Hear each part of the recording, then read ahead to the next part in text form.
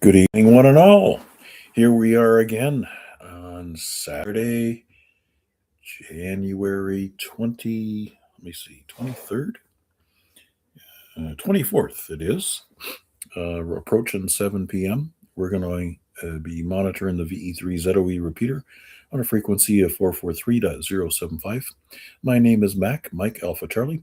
My call sign is Victor Alpha 3 India Mike Whiskey. And our net controller tonight is going to be our very own Bill, VE3IUK, coming out of Dundas. Please stand by.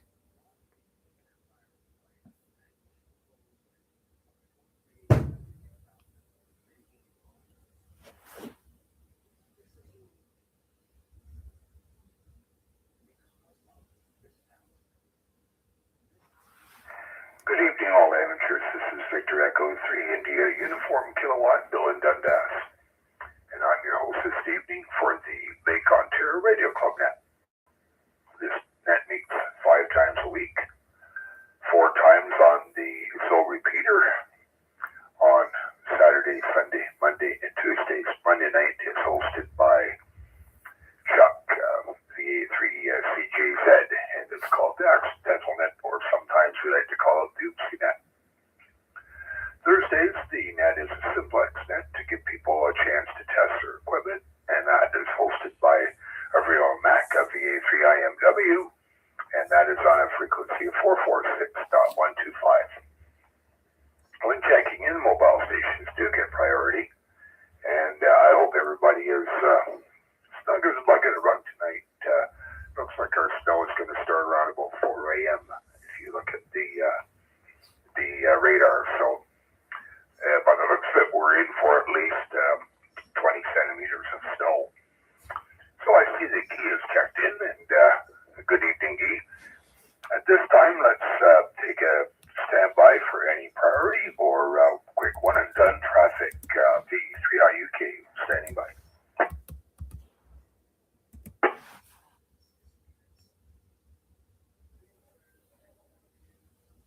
All right, nothing heard. I also see that Mac is checked in on YouTube.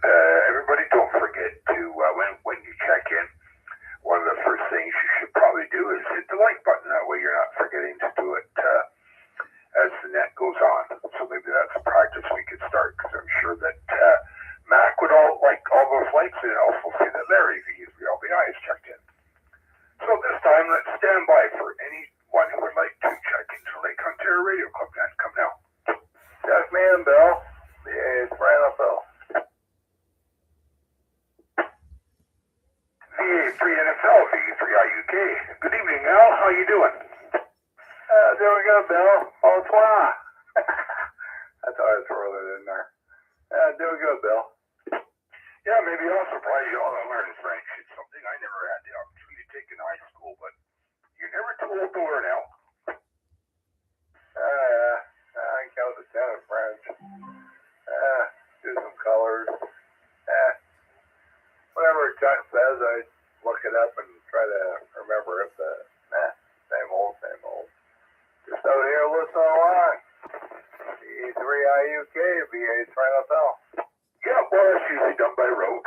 So good for you, Al. That's a good way to exercise memory, which they tell us that's what our seniors should do.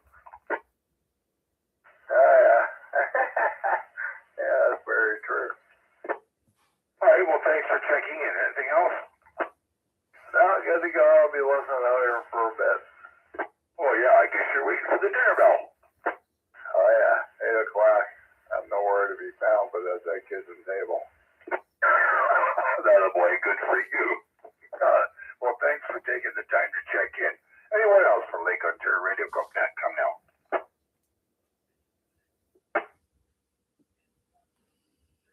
VA3IMW.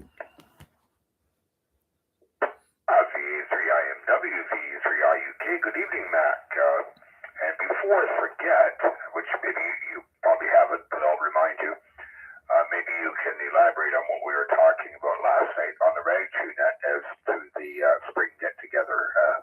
And I understand you also had a very good day on the HF bands as I did as well. So good evening, Mac, and hope you had a good day. We did indeed. I accomplished nothing useful today, which meant I spent most of the day down here by the fireplace and in the HF radio. So, yeah, quite a few good contacts all over North America, and reached down into Brazil for a nice 10-meter contact as well. Tried listening for Hawaii. Things weren't kind of perfect in that instance, but I could almost tell that they were there. The frequency was a little noisy.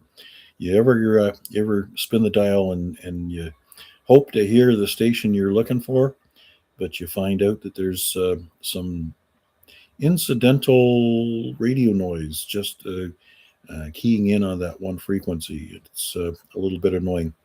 Anyways, yeah, the discussion last night was quite interesting, and it sounds like we have pretty much an agreement from everybody that we shift our quarterly get-togethers from the season change dates to coincide with the Parks on the Air Support Your Parks weekend. So that serves double duty for our activators and our hunters. So that in itself is a big bonus. And obviously, springtime coming along and doing this in, I guess it's April, allows things to warm up and potentially we have a little bit better weather. However, April showers do bring May flowers, so we'll have to make sure that we've got our umbrellas at the ready. Other than that, Bill, yes, we both had a fairly good radio day. Um, Despite the winter field day antics and the usual clamor on the bands that we usually see occupied.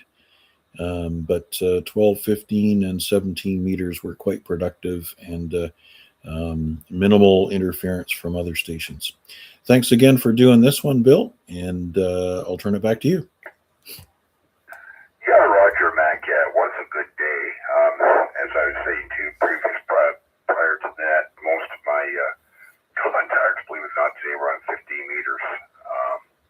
I think followed by probably 20, 17, then 10, then 12. But the balance was 15 meters. They seemed to be quite active with POTA, despite the contesting. Somehow I missed the one in Brazil. Maybe that's when I was walking the dog or whatever, but I don't know. But I totally missed that one. But as I think you did, also got the two new parks in Barbados, so that was kind of cool.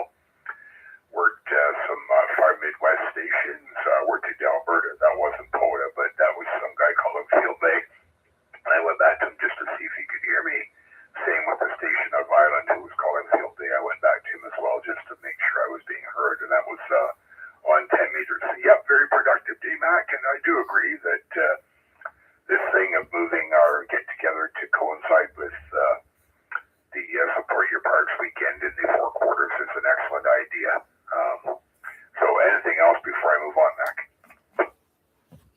That'll do it for me for the time being. Just waving a hand to Al, and you've already mentioned that Keith's checked in online, so I guess the day is complete. Thanks again. VA3IMW back to net control. Okay, thanks, Mac. And thanks for checking in. And I don't know whoever came up with that idea last night. I don't know who it was, but I don't remember at this point in time, but that was a great idea.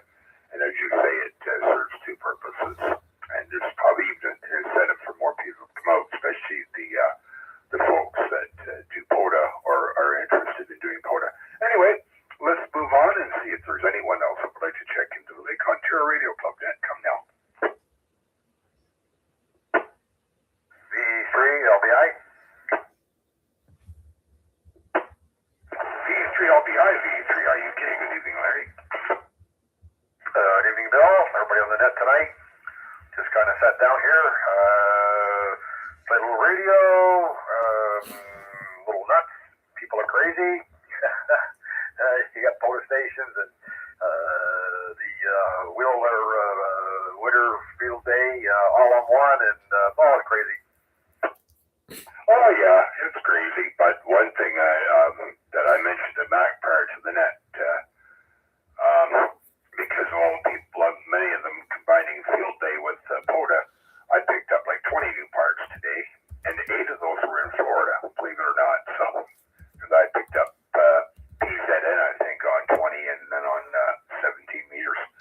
interesting thing I was telling Mac was, I heard you working Dell, and I was about to go back to him, and all of a sudden he just dropped out. I could hear other stations going back to him, but I could not hear him.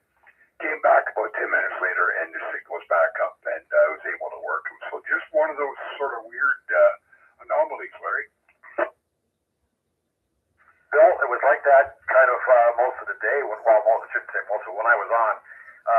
I heard Mac, I think he was working Barbados, and I called the guy, and I don't know where he came back to me because he just faded out to nothing. So I decided, okay, well, I'll leave here, went around a couple other stations, listened along, whatever, and then went back to, and I finally got the guy in Barbados. But you're right, same thing, and I heard Dell do that.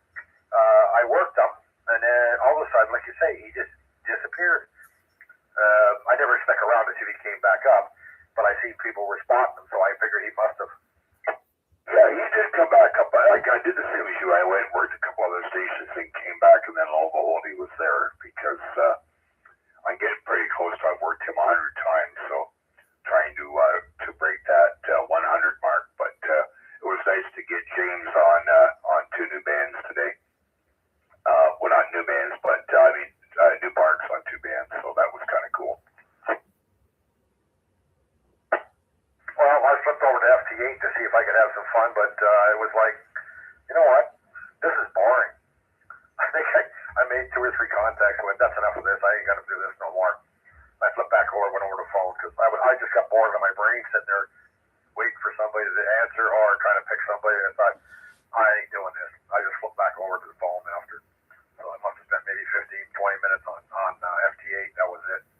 And it wasn't even solid. I just was trying to pick a few people and trying to pick up a couple of parks. And of course, 20 is too close. You're right over top of their heads if you're trying to work a photo on, well, not all the time, but a lot of the time on 20 meters on FT8. Yeah, Roger to that, yeah. Well, the only reason I'm thinking about FT8 is because I don't do as good as some of you guys, because of the location here in Dundas. And I'm thinking FT8 to pick up some of the stuff that I'm, still trying to get. Like I'm waiting, I'm still looking for Idaho, California, Hawaii, and Alaska. So it may be an excuse to get my act together and get on FT8 for that, Larry. Anyway, anything else before I move on? No, sir, that's it. I'll pass it back to you. Thanks for doing it, Bill. You through LBI.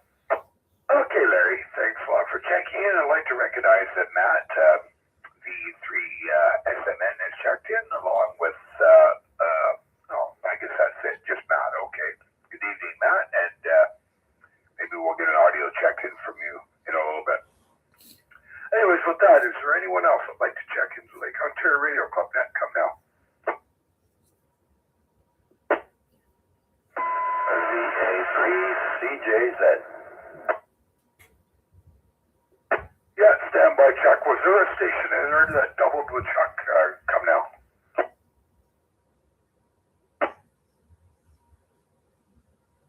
Just me, Sierra Mike November. Okay, Matt, stand by. We'll pick up Chuck, and then it'll be your turn. Good evening, Chuck. How are you doing? Well, first of all, sorry about stepping all over you there, Matt. Hope I didn't hurt you. Good evening, Bill, and all on net. VA3CJZ. Chuck here in Hamilton, of course, below the escarpment, where it's a balmy minus 13 degrees, or for Larry, that's 7 Fahrenheit. So, yeah, I know they keep talking about this big storm, but I'm always pessimistic. We may not get as much as they're saying. After analyzing what some of the Weather Network videos were talking about, I listened to them carefully, and it looks like Toronto's going to get more than we will. But anyways, we'll get some. But other than that, very disappointed in how crowded the bands were. I mean, there were guys using the same frequency for POTA and Winter Field Day. And when I started hearing that, I was like, you know what? I'm not in the mood for this. And knowing how well my new radio has filters in there and works so much better, I just didn't bother. So hopefully this week I'll get a reply back from Yaesu and see when I can expect to get my rig back. And also I've been struggling with my blood sugars pretty much all day, so got to keep eating snacks. And I've got a jar of honey right next to me. Back to you, Bill. Yeah, just curious. You said a jar of honey. Do you get the pasteurized or unpasteurized? Geez, I'm not sure. I know the wife has tried a couple of different ones. Some of them I did not like. I think it was a wild honey. But usually it's the Billy B stuff. So I'm thinking that's pasteurized. Yeah, because pasteurized honey, they take a lot of the good ingredients out of it when they pasteurize it. So it was just curious, Chuck. It doesn't matter. It's just, that was more of a curiosity thing. But yeah, you sounded better. It's amazing. You know, I've known a lot of diabetic people in my life, and when you were talking about your blood sugar starting to bottom out, I could actually hear it in your voice, sort of that bit of like shakiness. So yeah, I understand that. I've been around a lot of diabetics in my life, and it's one of the things that goes along with type 2 diabetes. It gets advanced or juvenile diabetes, causes a lot of blindness as well. So I'm aware of it. So I'm glad you're okay now. Yeah, thanks, Bill. I know my alarm went off there when we were talking this afternoon, so I'm so thankful that my doctor prescribed that sensor that you stick on your arm. It goes on for 2 weeks. Take it off, clean off the arm, put it in a different the new one on a different location, and start your next 2 weeks. So I've had this for about a little over 6 months now, and I'm telling you, it's super. I mean, I don't have to prick my finger when I'm not feeling good. I just look at my phone, and then of course when it goes into the red, I get that loud beeping sound like the truck that's backing up. But yeah, I'm so happy that I got that, and it helps me to control my sugars. Should I have this to drink, or should I have this to eat? How are my sugars? And so it helps with the dietary intake. And I think it's just great. Yeah, just quickly before I move on, do you have type 2 diabetes? Yes, sir. We're going on, 21 years already? Jesus. I think it's more than that. I think it was around 1995. No, 2005. So yeah, 21 years ago, I was diagnosed. And yeah. Anyways, Bill, feeling much better now.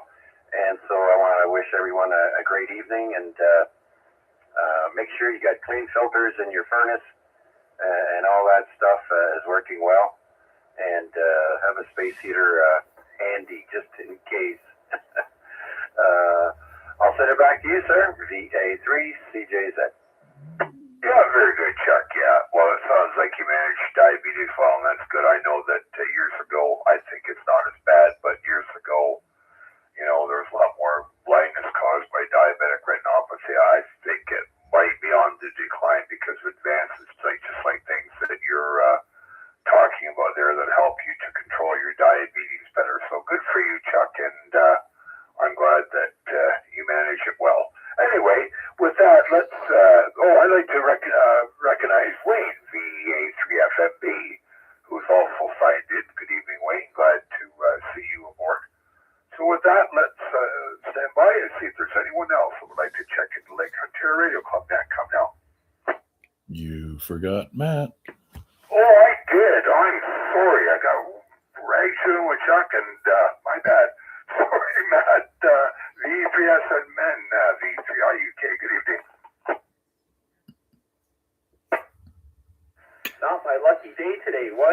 gets me. One guy steps all over me. Oh my goodness. Not to worry, guys. Built for tough, as they say. Good evening, everyone on net, everyone on the stream. I hope everyone's staying warm, doing just fine. And Chuck, my mom was diabetic for many years, since as long as I can remember, probably since I was in grade school, and that struggle is real. So good for you for keeping on top of it. That's a full-time job. I'll let you get back to the net, guys. I'll be here listening. VA3SMN. Back to you, Bill.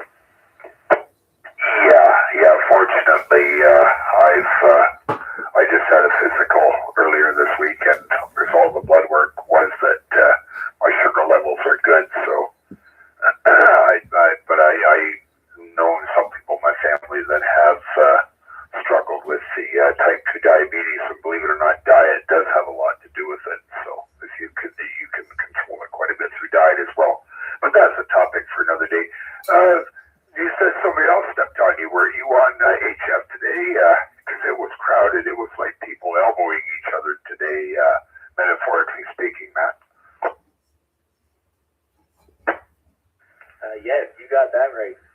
I was did more listening than contacting, but I have a Zydu G90 radio in my truck, and it hasn't been working properly. It transmits when it wants to, and sometimes I gotta give it a smack for it to work. So I took it apart today and did a little exploratory surgery, and I think I got it. So I put it all back in the truck, and first one I tried, station in Illinois, it got through, and it worked great. So I was pretty happy about that. But that was the only one. Oh, very good. Well, I'm glad, because I actually hear good things about that radio, so I think if I was to go QRP, it would be one that I would look at. Just curious, what kind of antenna are you using on the truck? Are you using a screwdriver?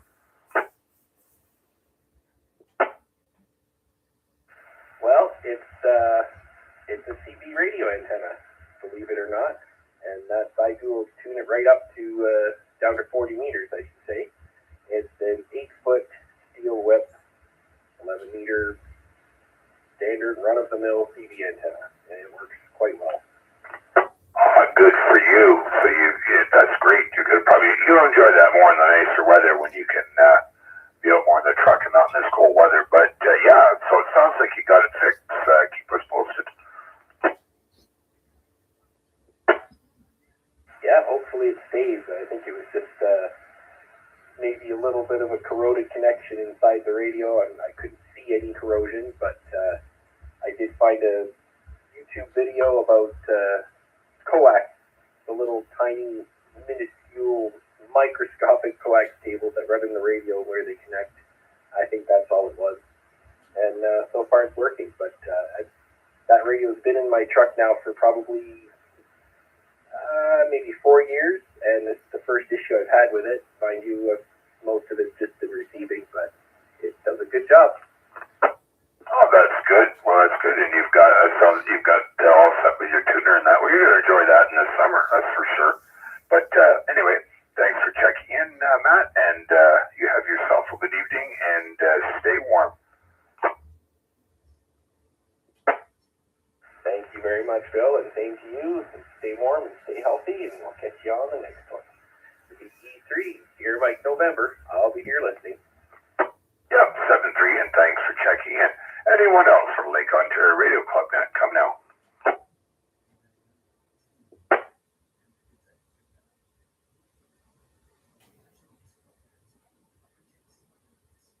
All right, nothing heard. So what I'll do is I'll give a last call. Any rechecks, comments?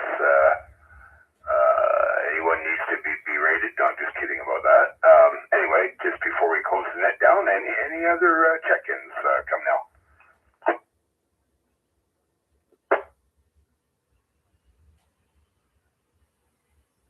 All right, nothing heard. Like to thank Terry, VA3IQL, for the use of the repeater. Thanks to all you folks that checked in. And with that, this is VA3IUK, Bill and Dundas, returning this repeater and all associated frequencies back to normal